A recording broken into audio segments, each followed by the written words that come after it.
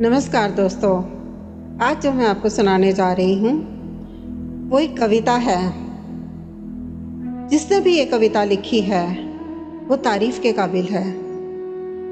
बेटियों पर तो बहुत कविताएं सुनी हैं, लेकिन एक सास द्वारा रचित अपनी बहू पर यह कविता बहुत ही प्यारी व निराली है। कविता का नाम है मेरी बेटी। एक बेटी मेरे घर में भी आई है। सिर के पीछे उछाले गए चावलों को माँ के आंचल में छोड़कर, पाँव के अंगूठे से चावल का कलश लुढ़काकर, महावर रचे पैरों से महालक्ष्मी का रूप लिए बहू का नाम धरा लाई है। एक बेटी मेरे घर में भी आई है। माँ ने सजा धजा कर बड़े अरमानों से दामाद के साथ गठजोड़े में बांध विदा किया। उसी गठजोड़े में मेरे बेटे के साथ बंधी, आँखों में सपनों का संसार लिए सजल नयन आई है। एक बेटी मेरे घर में भी आई है। किताबों की अलमारी अपने भीतर संजोए, गुड्डे गुड़ियों का संसार छोड़कर जीवन का नया अध्याय पढ़ने और जीने, माँ की गृहस्थी छोड़ अपनी नई बनाने, बेटी से माँ का रूप धरने आई है। एक बेटी मेरे घर भी आई है। माँ के घर में उसकी हंसी गूंजती होगी। दीवार में लगी तस्वीरों में माँ उसका चेहरा पढ़ती होगी।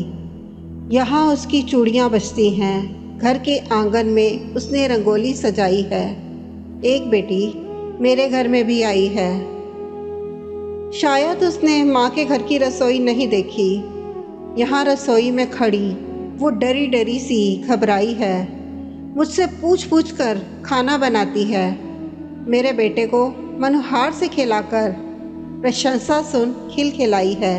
एक बेटी मेरे घर में भी आई है।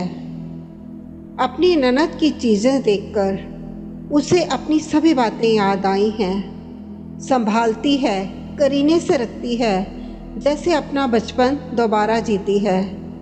बरबस ही आंखें छल छल आई हैं। एक बेटी मेरे घर में भी आई है। मुझे बेटी की याद आने पर मैं हूँ ना कहकर तसल्ली देती है। उसे फ़ोन करके मिलने आने को कहती है। अपने मायके से फ़ोन आने पर आंखें चमक उठती हैं। मिलने जाने के लिए तैयार होकर आई है। एक बेटी मेरे घर में भी आई है। उसके लिए भी आसान नहीं था पिता का आंगन छोड़ना, पर मेरे बेटे के साथ अपने सपने संजाने आई है। मैं खुश हूँ। एक बेटी जाकर अपना घर बसा रही, एक यहाँ अपना संसार बसाने आई है। एक बेटी मेरे घर में भी आई है। दोस्तों, मन को छू जाने वाली ये कविता मेरी नहीं है, लेकिन जिसने भी ये लिखी है उसने पूरे मन से लिखी है। अगर आपको ये कविता पसंद आई हो तो कृपया इसे लाइक कीजिए, शेयर कीजिए, सब्सक्राइब कीजिए, बेल आइकन दबाइए और कमेंट ज़रूर करिए। नमस्कार।